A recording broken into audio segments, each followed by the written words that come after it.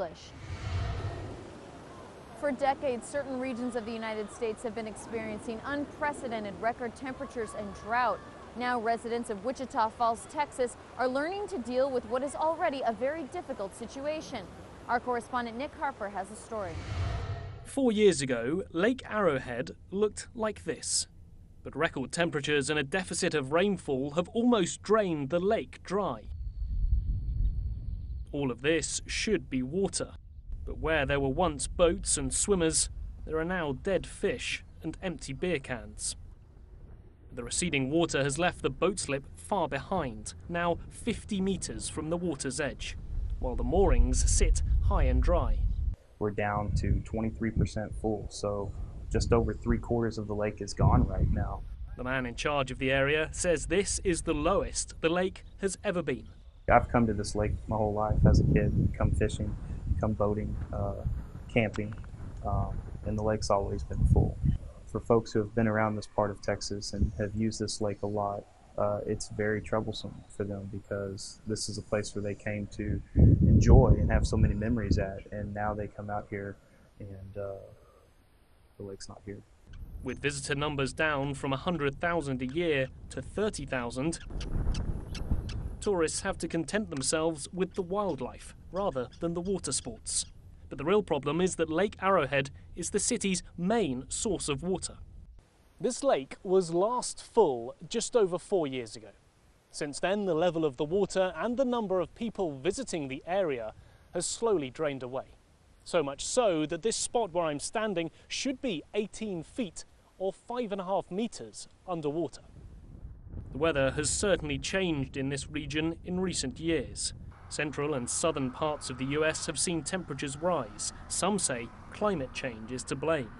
Over the last 4 years, Wichita Falls has had the driest spell since records began in 1897.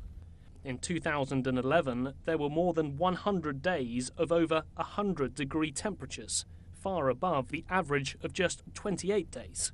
And it's only received 40% of its usual rainfall, meaning the city now has a rain deficit of 1.5 years. Further south, the fields are untouched by the drought. But travel north, and its impact is clearly visible. The patchy grass and bare earth show signs of several years of too much heat and too little rainfall. Basically, a city is completely drying up.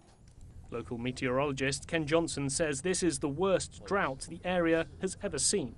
The tipping point came in 2011, when rainfall was 2/3 below average. I don't see, at least for now, things getting better anytime soon. But it's hard to be a forecaster in this type of an environment.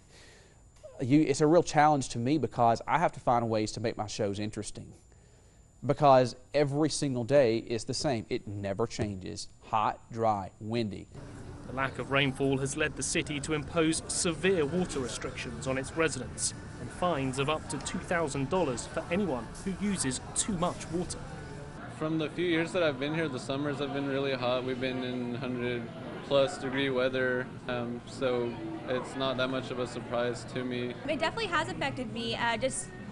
The whole point is to make people aware, because sometimes we're not aware of how much water we are using. So I think it's good, and especially starting young from the younger kids, so they grow up being aware and more cautious about how much water they're using.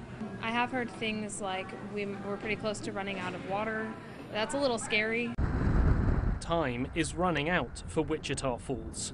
The city is working on a plan to convert wastewater into drinking water. But even with that, the predictions are the city will run out of water in just over 2 years' time. Nick Harper for Telesaur, Wichita Falls.